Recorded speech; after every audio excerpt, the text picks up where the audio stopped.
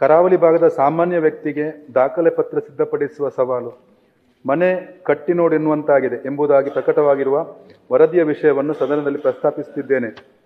ರಾಜ್ಯದ ಕರಾವಳಿಯ ಗ್ರಾಮೀಣ ಭಾಗದಲ್ಲಿರುವ ಒಬ್ಬ ಸಾಮಾನ್ಯ ವ್ಯಕ್ತಿ ತನ್ನ ಸ್ವಂತ ಜಮೀನಿನಲ್ಲಿ ಹೊಸದಾಗಿ ಮನೆ ನಿರ್ಮಿಸಲು ಸರ್ಕಾರದ ವಿವಿಧ ಇಲಾಖೆಗಳಿಗೆ ಅನುಮೋದನೆ ಪಡೆಯಬೇಕಾದ ಪ್ರಕ್ರಿಯೆ ಅತ್ಯಂತ ಜಟಿಲವಾಗಿದ್ದು, ಯಾವುದೇ ನಾಗರಿಕ ತಾನೇ ಸ್ವತಃ ಈ ಎಲ್ಲ ಪ್ರಕ್ರಿಯೆಯನ್ನು ಮಾಡಲು ಸಾಧ್ಯವಿಲ್ಲದ ಸನ್ನಿವೇಶ ನಿರ್ಮಾಣವಾಗಿದೆ. ಭೂ ಪರಿವರ್ತನೆಯಿಂದ ಪ್ರಾರಂಭಿಸಿ ವಿದ್ಯುತ್ ಸಂಪರ್ಕ ಪಡೆಯುವವರೆಗೆ ಪ್ರತಿಯೊಬ್ಬ ನಾಗರಿಕನು ಕನಿಷ್ಠ 6 ಇಲಾಖೆಗಳಿಗೆ ಅಲೆದಾಡಬೇಕಾಗಿದೆ.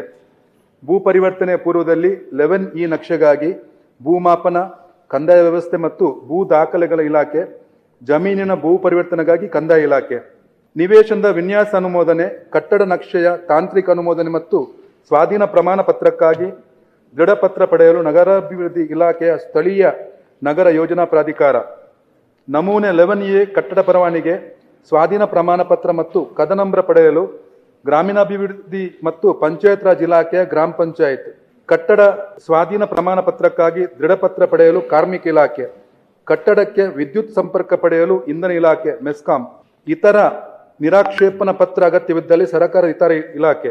ಈ ಎಲ್ಲ ಪ್ರಕ್ರಿಯೆಯನ್ನು ಸರಳಗೊಳಿಸಲು ಸಾಧ್ಯವಿದೆ. ಮಾನ್ಯ ಸರ್ಕಾರವು ಕರ್ನಾಟಕ ಗ್ರಾಮ ಸ್ವರಾಜ್ ಮತ್ತು ಪಂಚಾಯತ್ ರಾಜ್ ಅಧಿನಿಯಮದ ಪ್ರಕಾರ ಪ್ರಕರಣ ಸಂಖ್ಯೆ 64/5 ತಿದ್ದುಪಡಿ ಮಾಡಿ ಗ್ರಾಮಾಂತರ ಯೋಜನಾ ನಿಯಮವನ್ನು ಜಾರಿಗೆ ತಂದು ನಿವೇಶನದ ವಿನ್ಯಾಸ ಅನುಮೋದನಾ ಅಧಿಕಾರವನ್ನು ಗ್ರಾಮ ಪಂಚಾಯತಿಗೆ ನೀಡಿದಲ್ಲಿ ಗ್ರಾಮೀಣ ಜನರ ನಗರ, ತಾಲೂಕು ಮತ್ತು ಜಿಲ್ಲಾ ಕೇಂದ್ರಗಳಿಗೆ ಅಲೆದಾಟ ತಪ್ಪುತ್ತದೆ. ಇಂತಹ ಜನಪರವಾದ ನಿಲುವನ್ನು ಸರ್ಕಾರ ಕೈಗೊಂಡಲ್ಲಿ ಪ್ರಜಾಪ್ರಭುತ್ವ ಮತ್ತು ಆಡಳಿತ ವಿಕೇಂದ್ರೀಕರಣದ ವ್ಯವಸ್ಥೆಗೆ ಮೆರುಗು ಬರುತ್ತದೆ ಎಂಬುದನ್ನು ಸರ್ಕಾರದ ಗಮನ ಸೆಳೆಯಬಯಸುತ್ತೇನೆ.